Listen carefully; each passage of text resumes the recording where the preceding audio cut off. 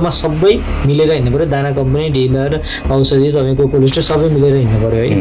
तर के छ भने चाहिँ किसानको एउटा न्यूनतम लागत मूल्य चाहिँ तय गरिदिनु पर्यो कुनै पनि अवस्थामा होइन। जति बजारमा उतार चढाव हुन्छ तर जति बजारमा तपाईँ जाम भइदिएको अवस्थामा पनि किसानको लागत उठ्ने मूल्य चाहिँ हामीले तोकिदिनु पर्यो। किसानलाई घाटामा लाने व्यवस्था चाहिँ गर्नु पर्यो। घटाइएको पैसा जान्छ कहाँ हो त्यही हामीले नथाहा भएर हामीले कहाँ जान्छ केको लागि गइरहेको 8-10 वर्ष भयो त्यो पनि कहाँ जान्छ भनेर तपाईँलाई थाहा छैन। थाहा छैन भनेपछि सामान्य किसानलाई त तपाईँ हामीलाई थाहा हुनलाई यति गाह्रो हुन्छ नि सामान्य किसानलाई कसरी थाहा पाउनु अनहोल छ के हो होइन। इन्सुरेन्स गर्दाखेरि आफूले तिर्नुपर्ने प्रिमियमहरूको कुराहरू अब यो कति हो होइन, यो छैन।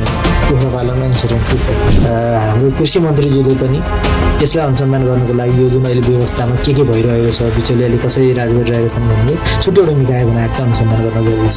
बोर्डर सिमाना तपाईँ हेर्ने धेरै कति किलोमिटर छ भनेर सुन्न आउँछ नि, सिमाना खुल्ला छ।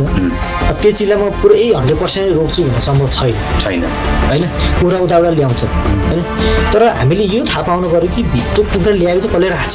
देशैभरि किसानले चाहिँ जानकारी प्राप्त कसरी गर्ने कि मेरो ठाउँमा यति रेट छ भनेर के छ भनेर। यो रेडी नेपालले त भन्दैन होला, कतिपय ठाउँमा त तपाईँको टेलिभिजनले भन्दैन होला, सँगले जानकारी गराउनु पर्थ्यो होइन।